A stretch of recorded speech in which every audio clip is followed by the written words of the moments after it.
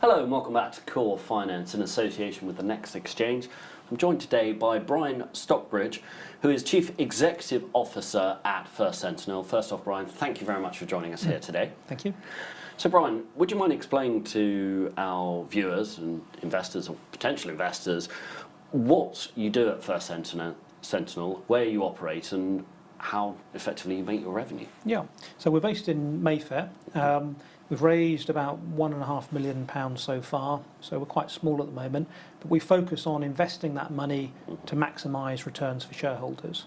And what I tend to focus on is ways that we can reduce the risk in any investment. So if I can get various layers of security or various protections for shareholders, typically in the form of a loan or a debt sort of investment, but I can capture the equity upside when things go well, then it's the best of both worlds, and you can reduce the risk for people, but you can maximise their returns as well. And what is your criteria for investments? What are you looking for, and where are you looking for this value?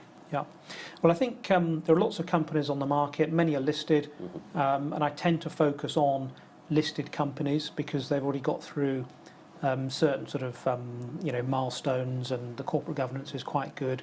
But typically I'm looking for opportunities that can give at least a 20% IRR all the way up to a much higher number.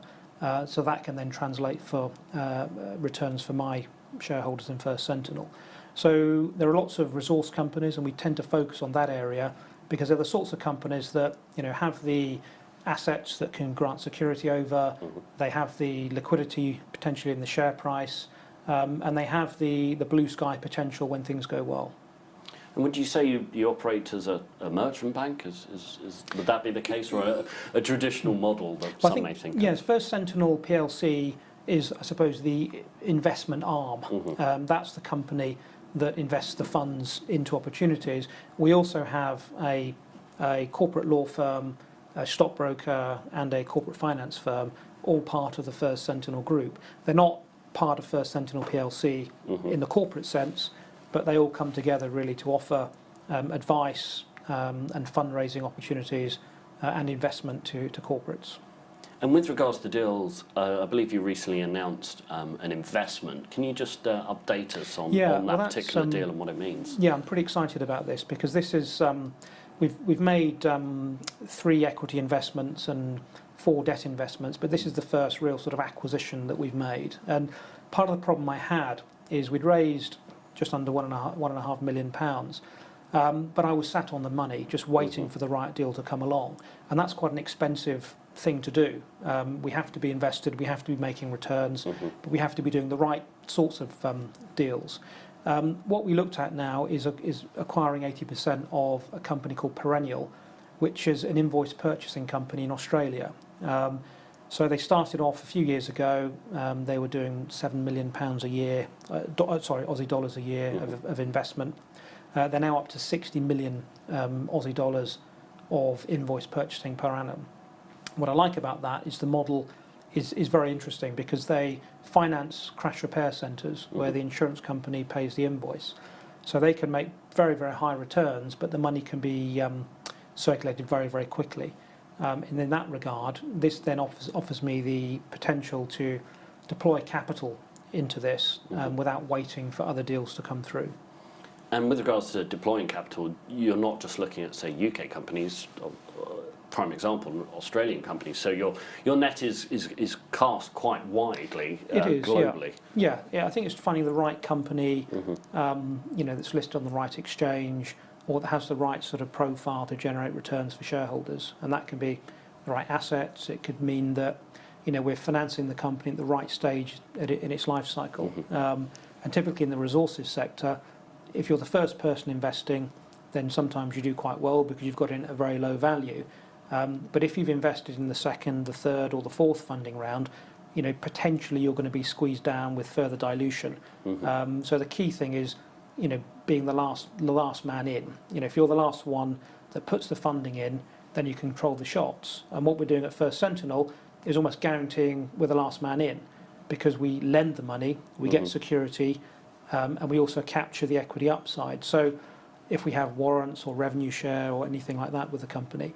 So what we're effectively doing is making sure that even if things go badly with the company, if the equity value gets wiped out, then we sort of still sit above that because we're in a secured position, and we're then able to help the company to raise further finance without diluting our own position.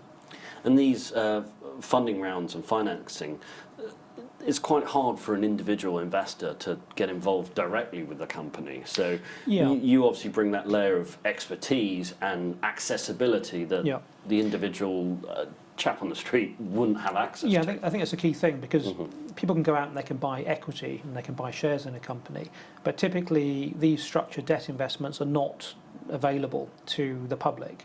They're typically done by institutions, and they have their own sort of private shareholders. They do the deal. What I'm trying to do is open this up to people now so that it's more accessible, and the man on the street can effectively invest in something like this. And you mentioned obviously investing in listed companies. Yourself at First Sentinel have become listed. You're on the next exchange. What benefits has that brought to your company? Yeah, I think it does a few things. One is increased sort of visibility. The second is there are some pretty stringent corporate governance requirements, so people know things are being run effectively. And I think again we've raised just under 1.5 million so far, and the next exchange facilitates the ability for us to raise further capital as we deploy that into investments. And you're an alternative investment fund manager, an AIFM. Are you regulated to operate in this space? Yeah, so we're a small registered UK AIFM from the FCA. The other parts of the First Sentinel group are all directly authorised by the FCA, or corporate finances rather.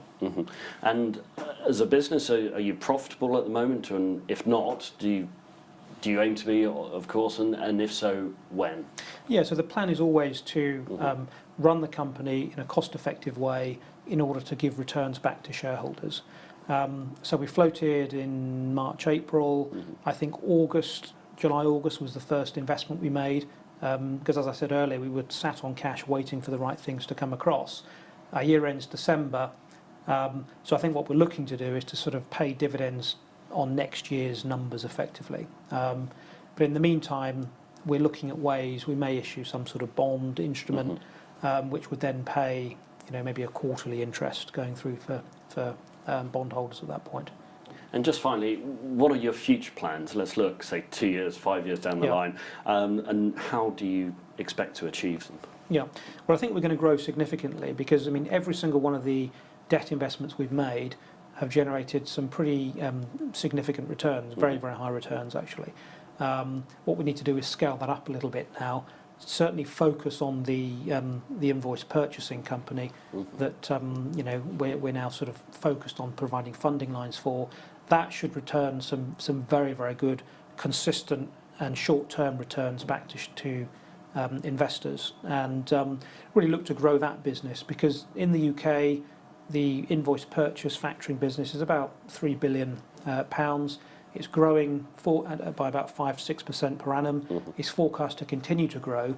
In Australia, that growth is even more pronounced, and there's a significant number of other companies that we can perhaps roll up into this model to really expand the business. And already it's gone from, as I said, 7 million a year to 60 million a year in 3 years. So we're going to hope to continue that level of expansion as we move forward. Well, it certainly sounds like an exciting space to be in. In the meantime, Brian Stockbridge, Chief Executive Officer at First Sentinel, thanks very much for joining us. Thanks.